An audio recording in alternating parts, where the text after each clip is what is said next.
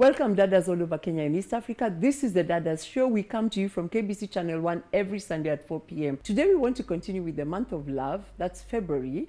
And we had our Valentine's special. And today we want to talk about love, family, and business. Joining me on set is Marge and Kelvin.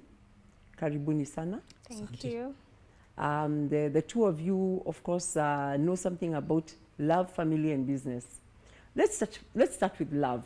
How did the two of you meet? It's a long story, Pauline. Long? What? Kelvin? It's how like long that is of it? Adam and Eve. How long is it? What's the 411? If we were to tell it as it unfolded, it will require us around 6 hours. But we met on a weekend. It was a long weekend. There was a public holiday on a Sunday, which meant it extends to Monday. A friend of ours had a birthday, which I was not aware of. So together with a few friends, they passed by my house, picked me up, and we went to a certain place for the party. So that is where I met Marge Wambui. Okay. Yes. So was it love at first sight, Marge? Not really. It wasn't? No. Not for you? Not. I'll come back to Kevin. I'm sure for Kevin it might have been love at first sight. For you? No, it was not. It was actually an accidental meeting because it was a party. I was dancing and I stepped on him. What? Yeah. What a great love story. This is the stuff that movies are made of. So you're dancing your heart out. Yeah. And you step on him. I'm wearing heels and, I'm a very passionate person. So I'm intense in everything I do. So even the dancing was very intense. Okay. So I step on someone and someone says, hey, you stepped on me. And that's how the conversation started. Okay. Yeah. I hope she apologized. She did, but there was an agreement of physiotherapy for the wounded foot. So that is how I got her contacts. Okay. And, oh, wow. You are a smart guy. So after being stepped on, you used that opportunity to get her contacts. Yes. Okay. So the love story began from there. Yeah. Yes. How long did your courtship take? Did you take a long time, a short time to get married? Probably 2 years. 2 years? Yes. That's good. That's a long courtship. Because she had to go for vetting at my parents' place. Okay. There was a lot of approvals required. Okay. I believe even both sides, because I visited her mom once or twice. Okay. Okay, so you courted for 2 years? Yes. And you got married? Yes. Okay, when you got married, would you say both of you were working? Both of you ran, what was your career story? At that point, Marge was working with a bank. She was based in town. I was also based in town. Later on, she was transferred to Karen. So we live in Eastlands. So coming from Eastlands, I had to make sure we are in town by 7, so that she commutes again to Karen to be at work on time. So that meant I used to be the first one in our office. I would open all the offices for the cleaners to do the cleaning, read all the newspapers, check out my emails, because I'm the first one at 7, before my colleagues join from 8 to 8:30. But eventually, it didn't seem to work. Okay. Yes. Marge. Yeah. It seems your job at the bank was bringing marital problems. It was. There was no marital bliss because you insisted in working for the bank. It was. But before I get there, the courtship took a year. I think the guy and the girl story is always different. The courtship took a year. Really? Not 2 years? Not 2. Oh, really? Yeah, not 2. Yeah. They always miss the dates. Why do you say it took a year? It took a year. By the 2nd month, I think I'd met the parents. I think by the 5th month, he'd taken me to the grandma in Kinangop to meet her. And I think by the other year, because we met in May, and our traditional ceremony was done the following year in May. So that's a year. That's a year. Mr. Ngari, what do you have to say for yourself? And then from the traditional and now this is you're on national TV, not knowing how long your courtship took. This is. I was not counting. I would consider this a disaster. I was not counting the traditional function, I was going straight to the church function. So the church function was two years. Yeah. Okay. So but the actual courtship. the courtship and everything was So, actually courtship is like 2 months, because in 2 months you had already decided you are marrying her. You It was took still her vetting. home. You mean you could have dropped her? It was subject to approvals. Okay. So into marriage, did Yeah. you start having children immediately, or? Yeah. So by the time I was going to Karen, shortly after, I found out I was with a child, I was pregnant. So that's when the commuting became a little bit hard. I actually just finished the whole pregnancy working there, commuting. Okay. So when now the baby was already here, we decided, we don't think this is gonna work. Okay. Because most of the time I would come home at around 8 p.m. Yeah. He would be home sometimes at 3 when the systems are not working where he works. He would be home at 3. So probably during the pregnancy he did all the dinners because I would be home late. So we thought it's not really working for us, and we took the risk of me stopping working to just take care of the child and go back to school shortly after, and we survived for that time on one salary. Okay. Yeah. How was that like, Mr. Ngari? Pressure imeshapanda. You are now married and now you have a wife and a child and you are now on one income.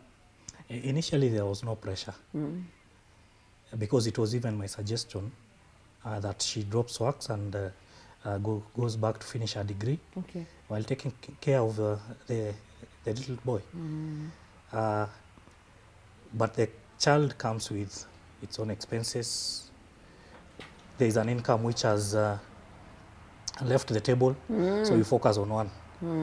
So initially you think things will be smooth, later on they become a challenge, but God was gracious. Okay. He has always provided. Okay. Yes. So another child, I think, came up. Yeah, but before the next child, I think what probably sailed us through that season, we made a lot of adjustments. Okay. That's when we realized about wholesale shopping. Yes. Going to the market. I actually went to Korogosho market on Wednesdays and Saturdays to shop because it's cheaper there. Yeah. So we had to make adjustments. Okay. But then again, now we started thinking, now the degree is over, I graduated, and now, I need to do something. Yeah. So I started applying for work. You said applying for jobs. And I applied. And you applied. And applied. Okay. Nothing seemed to come my way. So eventually we thought, let's start a business. Okay. So we go get a shop in town, and we decide I'm gonna travel, get some clothes and start selling. The day, just a few days before I travel, we realized that we're expecting another child.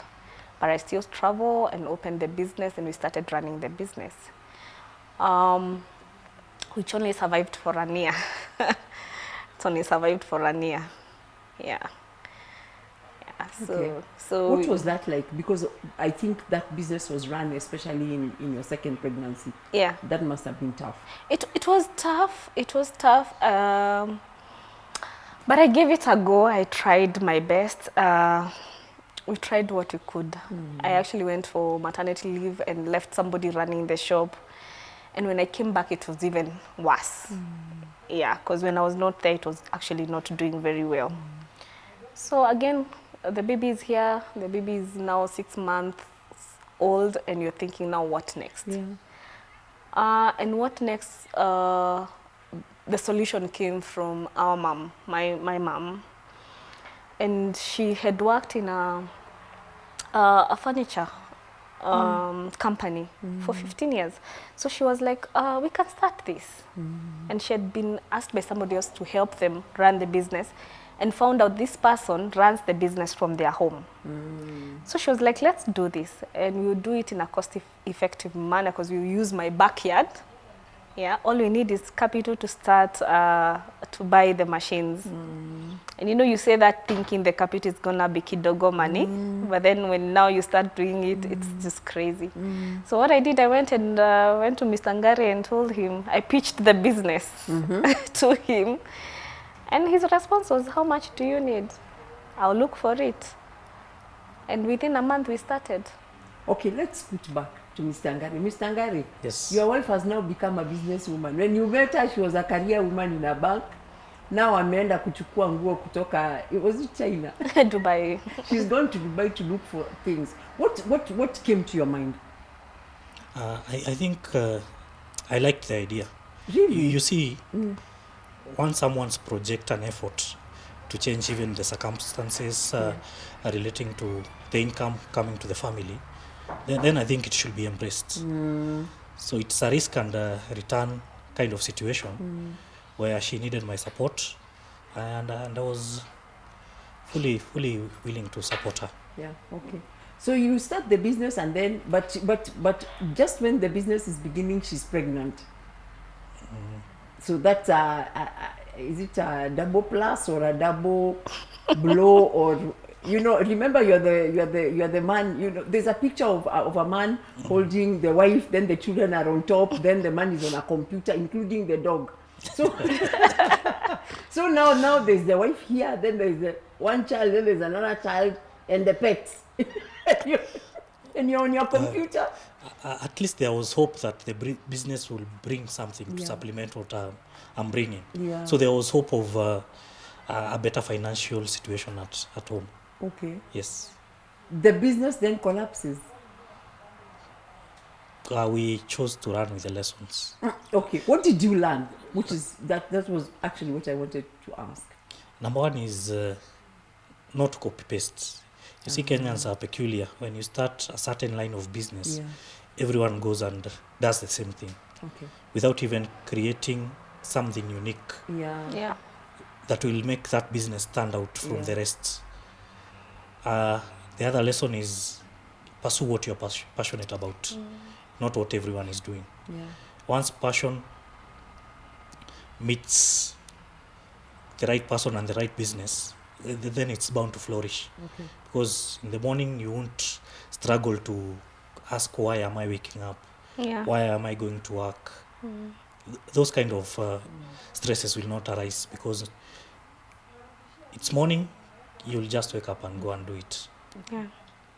I know that when one of the partners in a marriage decides to go into business, there is also, I think it affects the other partner, because there's a pressure of, will they perform, will they do okay? How much support does a spouse who goes into business need? It's 100% if you ask me. Okay. You have to be there supportive, because if it collapses, the loss is on both of you, not one of you. If it flourishes and succeeds, the success similarly is on both of you. Yeah. Yes. Yeah. So when the business collapsed, did she need a lot of encouragement?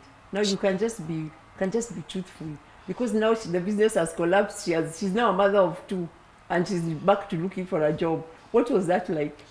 She surely did need a lot of encouragement. It's usually said that kuvunjika kwa mwiko si mwisho wa kupika ugali. So if you decide now that the mwiko is broken, you'll never eat again, then you both die.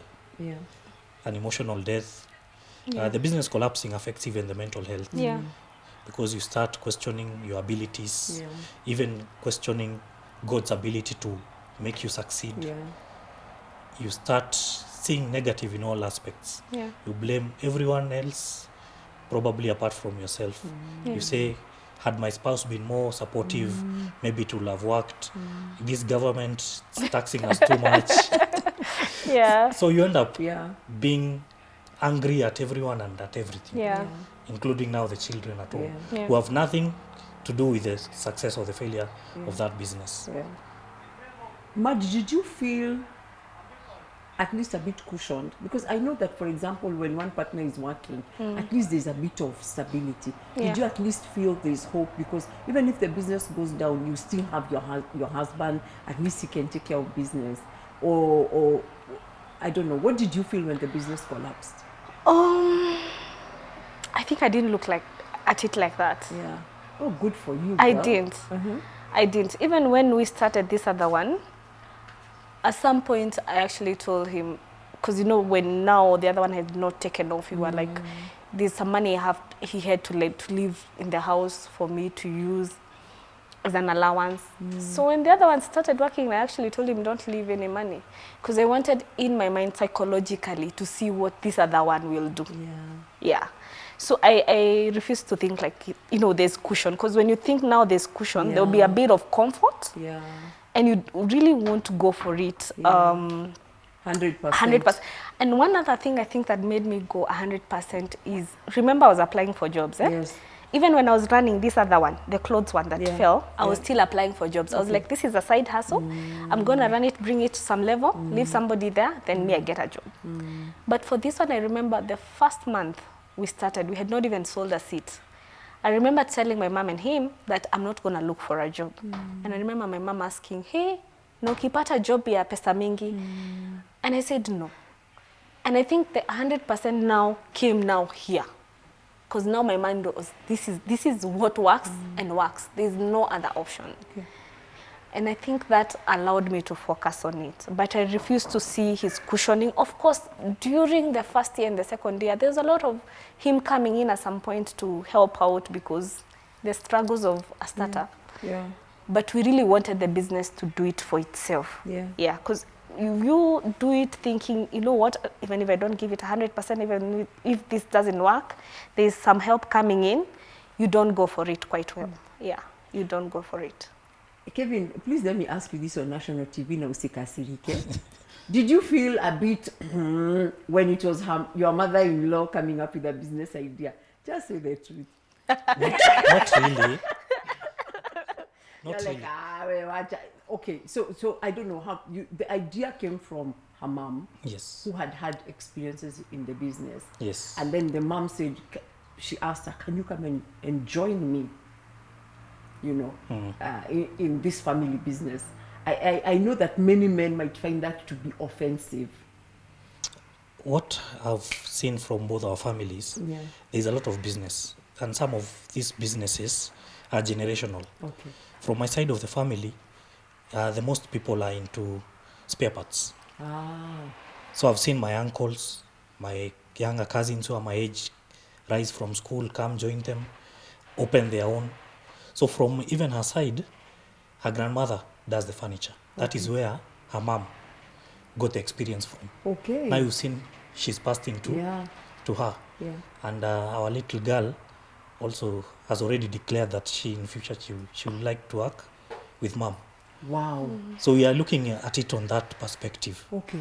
That some of these things we don't have to look for them out there. Okay. They might be existing in the family. Okay. Yeah. Yes. That is so cool, yeah? If I interject, yes. He also have a very high risk appetite. So if the idea is on the table, it's not who is bringing it, it's whether it's viable and whether your why is clear. Okay. Because as I said, I didn't go asking for money from him. I pitched an idea. I had to go to him and tell him, this is why I think it will work. We have information here. We are not starting from scratch. My mom knows fundis. She knows what the suppliers. She has relationship we can leverage on. We are not going to start from scratch. Yeah. We know where to get the machines. She knows where to get the fundis. Yeah. All we need is capital. Okay. Yeah. Okay. So for him, if the why, he keeps on saying that if the why is clear, then let's go. Okay. Yeah. So when did you two decide to jump in full? Because now it became a family idea. It's actually now a threesome, or maybe a foursome. It is Kevin, Marge, mother-in-law, and God. True. Yeah. When did the four of you decide to jump into the idea? What time is this? It's about 4 years ago, on Valentine's Day. Oh! Yeah. On Valentine's Day. I didn't know that until she posted it this week, this past week on Sunday.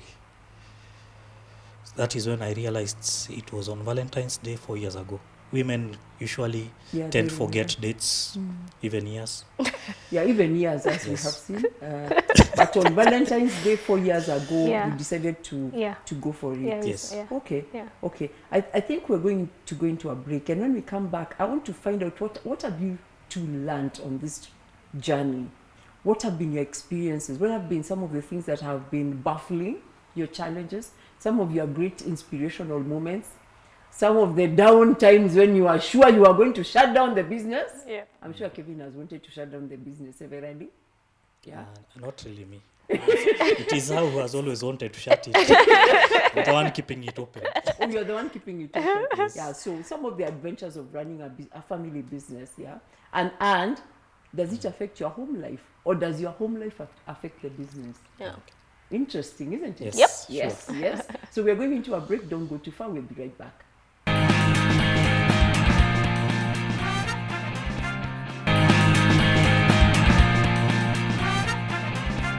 Hello, and we are back. We are back talking about love, family, and business with Kelvin and Marge.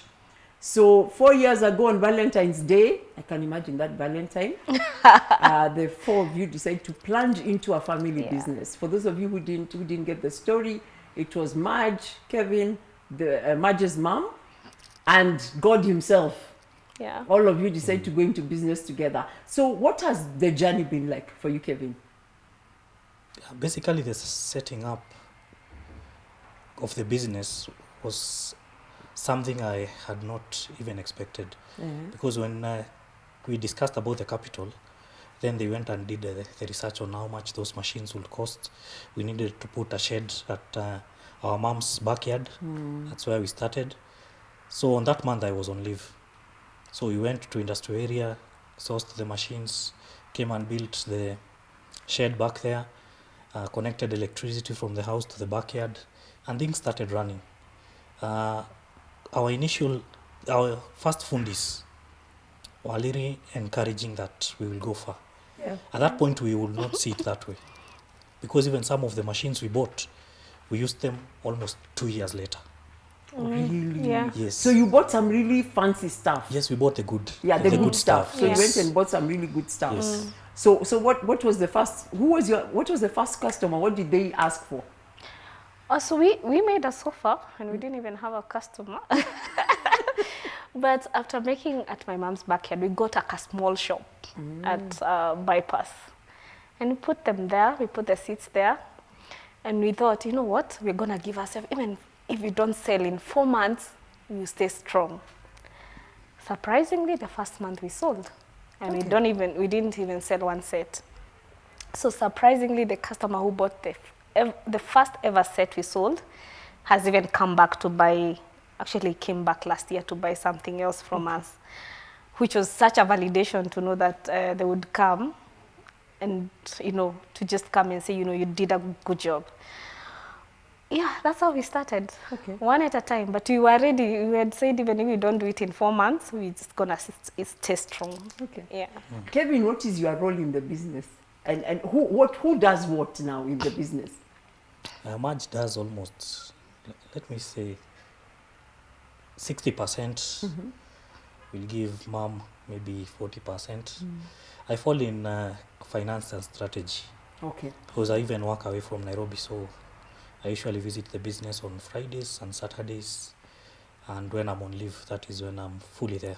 Okay. Yes. So you are a telephone businessman. Yes, I get reports on a daily basis. You are basically a telephone businessman, Yes. Yeah. but you keep your eye on the money. Not really. Not really. Yes, But you are the accountant. I get the reports. You get reports. Yes. Okay. What has been the money journey? And I'm not asking about numbers, but what did you notice about the money?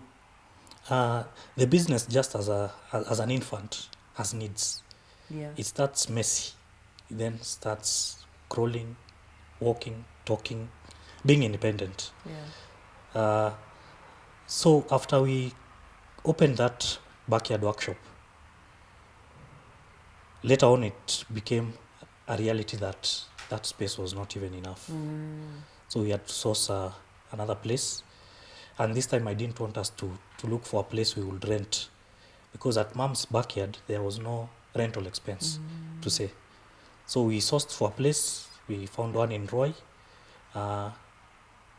looked for finances, bought it, built it. So we've kept on feeding this business. Yeah. So so anybody who's beginning a family business thinking that they are gonna be making money, they may be a little bit mistaken. if they are patient enough, they'll make the money. But if they are starting it today, expecting to reap tomorrow, it might not work that way. Yeah. Yes. Okay. Marge, you are the one who does all the heavy lifting. What actually do you do? Do you do sales, and what is your role? Starting off, you know, when it starts off, you are everything, yeah? You're from CEO to messenger to errand girl, everything. You know, the whole chart of organization, you are everywhere. But I've gone off dropping a bit of the tasks like marketing on social media is not done by me right now. We have engaged an accountant. I think my tasks are becoming more like sort of focused right now. Like my core is people. Okay. That's customers, that's employees, that's my core. Okay. Yeah. So you're mainly the people person. Yeah, I'm mainly the people's person, and I do the sourcing of materials. Okay. Yeah, I think I have an eye on that, but probably not for long, even that part. I would want to focus on people, just the employees and the clients. Okay. Yeah. What does your mom do? She's the operational. She's the one on the ground. On the ground, yeah. With the hammer, with the fundis. Telling the fundis, undo here, do this, yeah. And so your mom is still part of the business? Yes, she does an amazing job. A very big part of it. Okay. Yes. All right. Because when Marge is away, maybe in Mombasa Road looking for fabric, the workshop needs to still be running. Yeah. So she opens the place with the fundis in the morning, closes at 5 when they are done.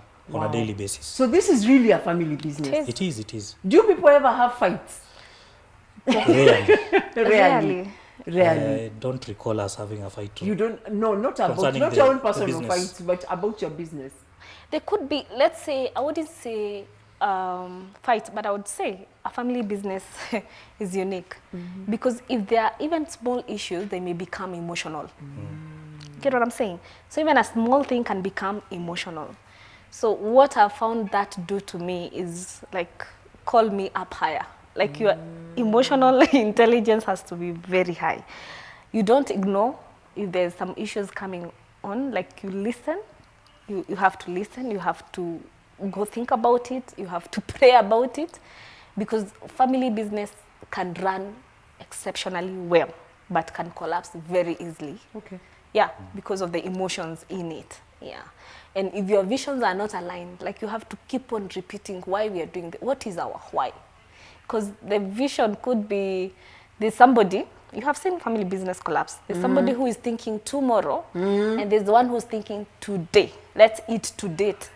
We are going to eat today. But there's somebody who's thinking generational. Yeah. Okay. Yeah, so if you're leading one, you have to bring everybody on the table. Transparency is key. Yeah. It's key. Because for me now, I feel like, you know, now sometimes you'd say it's between a rock and a hard place. Yeah, because your mom is in the business and my husband. Yeah. You have to be very wise, isn't it? And transparent. Okay. And consult. Like, if something comes up, you speak about it. You don't want somebody finding out there's something that was done a month later. Yeah. But I found out, like, we are pretty reasonable people. Okay. Like when we have conversations, we agree. Okay. Yeah. Kevin, what have you noticed about from when this business started? It's getting better. The vision is sinking in to everyone, including our suppliers who have been gracious enough to extend to us even credit facilities of even up to 1 million. You see, trust takes time to build. It's impossible to start a business today, expect a supplier to give you things on credit. Okay. They must have an experience with you. You take a few orders, you pay on time, they even know where you're located.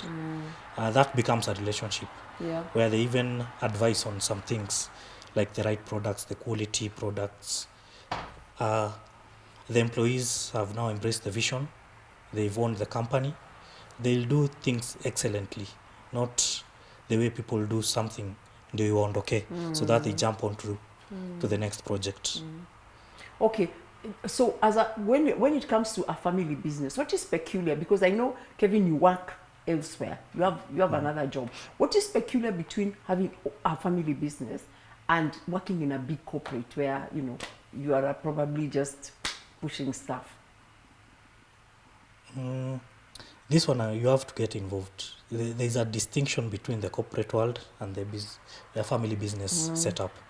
Because when you start this family business, chances are there are usually no structures, no systems. It's called a side hustle. Yeah. Then this side hustle starts to develop in a way that it demands for structures, for systems, for even staff meetings, board meetings, which are non-existent on this side. Yet at my workplace, they are very expected. normal. They are normal activities. If systems don't work, then productivity goes down. Yeah. So the peculiarity is how you transform this side hustle Yeah. to have attributes of Yeah. the corporate legal body, so that you transform from the informal to the formal sector. Okay. Yes. But there are still some things that will always be informal, isn't Yeah, it? yeah, yeah. Yes, true. Because the two of you will always be married. Yes.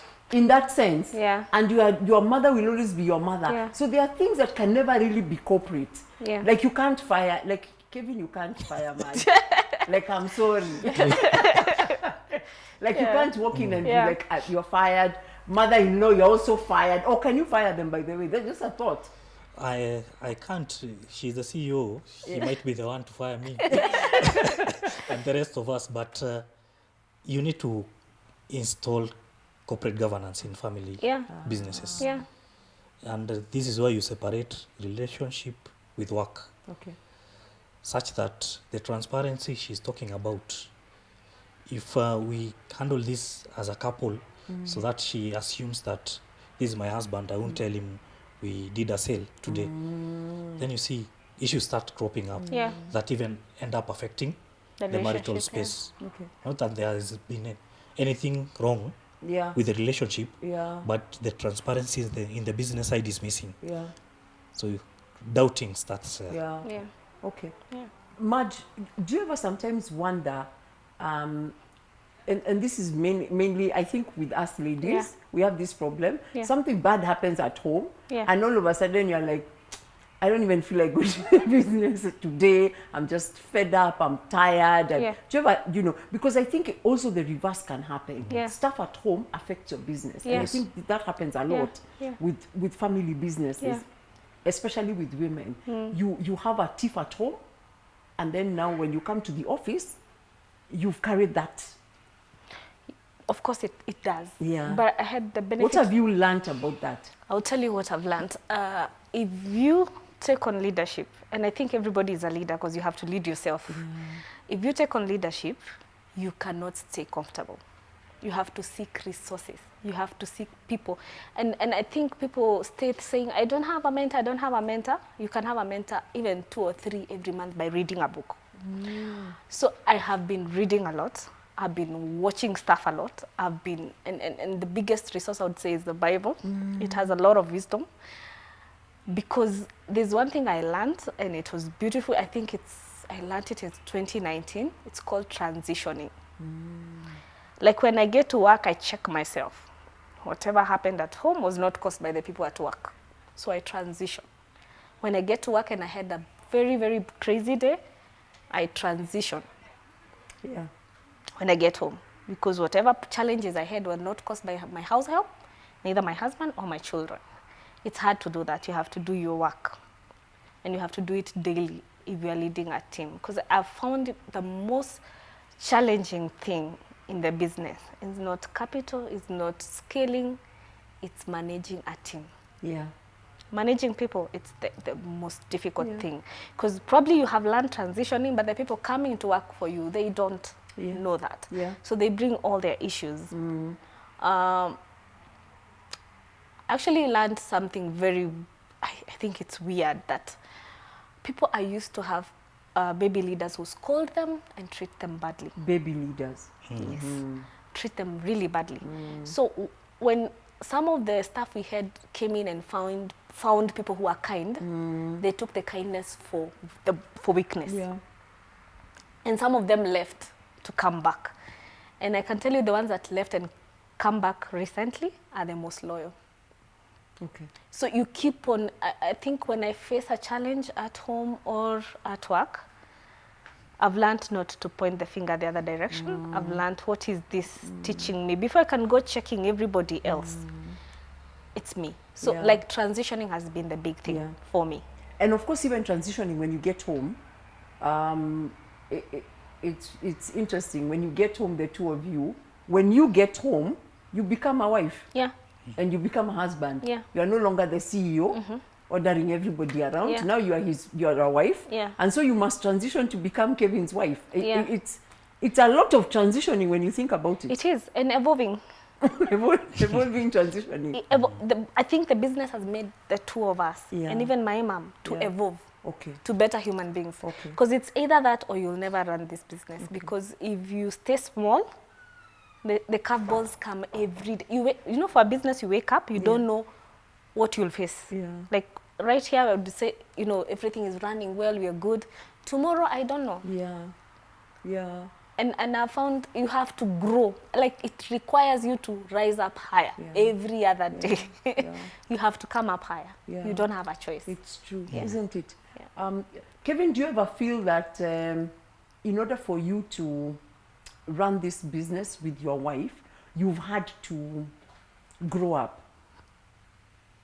And grow up not in a bad way, but sort of what she's saying, rise up to the occasion that we are doing something bigger than ourselves together. That has always been my point when they seem so low. Yeah. When you come back and you find the one who adds the fuel, I tell them this is possible. We can scale the heights. You see, they might have a bad experience throughout the week, which I'm not maybe even aware of. And it might affect them how they feel about the business to a point of even wanting to give up. But then I just come and rekindle the fire in their hearts, and the next week they execute perfect projects. Why do you think that us Africans, I know the Indians do a much better job, why do you think that we don't create businesses that transcend generations? And I'm so excited about you as that, you know, you guys are doing a generational business, that you are taking into account legacy. Why do you think that us Africans, and especially Kenyans, I see a lot of Kenyan businesses, really amazing, but they don't seem to go to the next generation? The challenge is starts from the marital space to the parenting space. In the African culture, it was a reality that sometimes even the wife and the kids will not even know what their father does, because initially a lot of us were in the village, so it is dad who used to work in the city.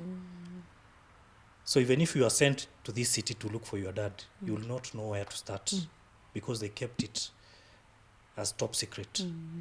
But things are changing. We are seeing fewer employment opportunities for our children, tough economic times. So this demands that we play different, a different ball game altogether. By involving our children from early enough. We usually go with us to our business, to the workshop, to the shop, and engage them. Sometimes they even go to see clients. So there's something they are learning, even how to relate with people, how to work ethically, how to treat your staff. Kids learn from observing. So by this, we are setting them up to take over the business when we are no longer there. And I think the Asians have hacked it. They have. Which is great, because then you create something that then your child doesn't have to look for a job. I mean, your child already knows that when I leave school, I have somewhere to go. I have our family business that we can go to. Marge, you wanted to say something. The other reason is a mindset kind of thing. You start it and you're calling like a small business, so you have not taken it seriously from the word go. You see, when we realize that business is demanding structures, we sought knowledge about structures and systems. I'm probably in a class like every year, a short course class. It's either it will be in family, the things that are important to us. It will be either in my faith, it will be in family and parenting, it will be in leadership or business. you take it serious, you stay in spaces where they're telling you, you know, if you want to scale. Yeah. The difference between this one that is just here small and the other one is systems and structures. Because what systems and structures will do for you, they're able to even make you work yourself out of the job. Yeah. And you can do and, you know, scale the business higher. Your mind will be able to create more. Yeah. Because you're not in the daily activities, Yeah. the around thing you keep on doing every day. The mamamboga, because I think that's what we do a lot. We do a lot Yeah. of sort of mamamboga outfits. When you're running in circles, you stay the same. If you put some things aside and now start looking at the business from outside, you see the missing links and what you need to do. And it will not happen like this. There are things that we've seen that probably we know we will be able to implement them in another 3 years, not tomorrow. Yeah. So you do what you can do today to make it better, to release yourself from all those things. Because sometimes you say, you know what, I don't want to pay somebody, sijui nini. But you refusing to do that, you will stay small forever. The business will not become better because now you're so tied to doing everything. Yeah. Do you have a parting shot? I'm told our time is almost up. Any parting thoughts to couples who have been talking about starting a family business and probably, you know, they've never quite gotten around to it? Probably I'd say it's possible. Just find your why. Why are we starting this thing? If it is about money, then that is the wrong why. You might get the money and end up in divorce because now it is a transactional kind of environment. The other thing is focus on getting better, not big.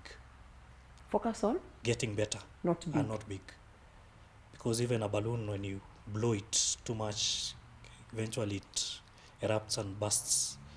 But if you're able to blow it to an optimal level, then you're able to play with it for longer without bursting it.